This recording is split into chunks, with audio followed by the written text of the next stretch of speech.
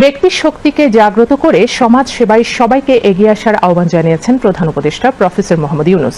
আজ সকালে জাতীয় সংসদ ভবনের দক্ষিণ প্লাজায় জাতীয় সমাজ সেবা দিবস উপলক্ষে ওয়াকাথনের উদ্বোধনকালে প্রধান উপদেষ্টা এই আহ্বান জানান।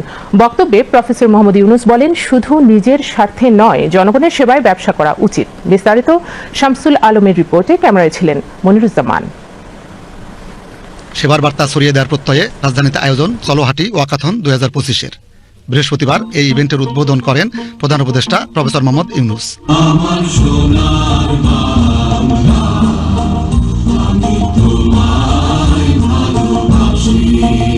শুধু মন্ত্রণালয় নয়, সমাজসেবা যে প্রত্যেক মানুষের দায়িত্ব, বক্তব্যে তা স্মরণ করিয়ে দেন প্রধান উপদেষ্টা।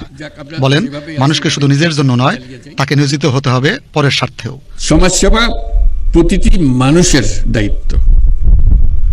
মন্ত্রণালয়ের কাজ হলো আমাদেরকে স্মরণ করিয়ে দেওয়া, পাশে যেন ভুলে না যায়, এই দায়িত্ব থেকে আমরা দূরে সরে না যাই। এই নিঃস্বার্থে কাজ করা, দৈনন্দিন জীবনে এমন করে ফেলি যে না, আমাদের স্বার্থ একটাই, নিজের স্বার্থ। পরস্বার্থটা আমরা আস্তে আস্তে মুছে দিতে থাকি। আজকে আহ্বান জানানোর দিন এই সমাজ সেবা দিবসে যে আরেকটা অংশ আমাদের মধ্যে আছে, পরের জন্য সেবা, পরস্বার্থে কাজ করা, সেটাকে জাগিয়ে তোলা। আমরা যদি আমাদের নিজেদের দৈনন্দিন জীবনে মনে করিয়ে দিতাম যে আমাদের দুটি অংশ আছে, এটা নিজের স্বার্থ, একটা পরের স্বার্থ। প্রফেসর মোহাম্মদ ইউনূস বলেন, এটা প্রমাণিত, গণমানুষের শক্তির কাছে বাধা হতে পারে না কোনো কিছুই। আহ্বান ব্যক্তি শক্তিকে জাগ্রত করার। বলেন, শুধু মুনাফার জন্য নয়, জনগণের সেবায় ব্যবসা করা উচিত। আমাদের যে শক্তি আছে, ব্যক্তির যে শক্তি আছে, সেই শক্তির কাছে সরকারের শক্তি নস্যি, মোটে তুলনা করা যায় না। আমাদের শক্তি, ব্যক্তির শক্তি, এটা প্রচন্ড শক্তি।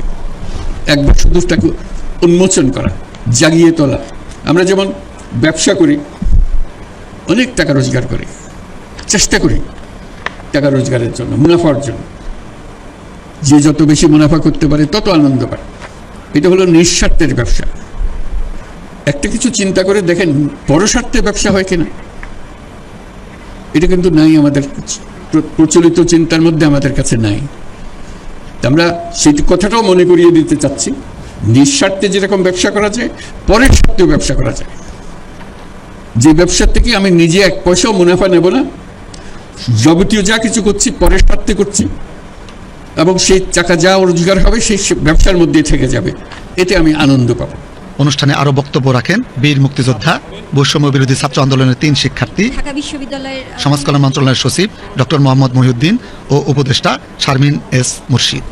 তুমুল করতালির মাধ্যমে শুভ উদ্বোধন হলো। পরে ওয়াকাথনের আনুষ্ঠানিক উদ্বোধনের অংশ হিসেবে বেলুন ও পায়রা ওড়ান প্রধান উপদেষ্টা প্রফেসর মোহাম্মদ ইউনূস।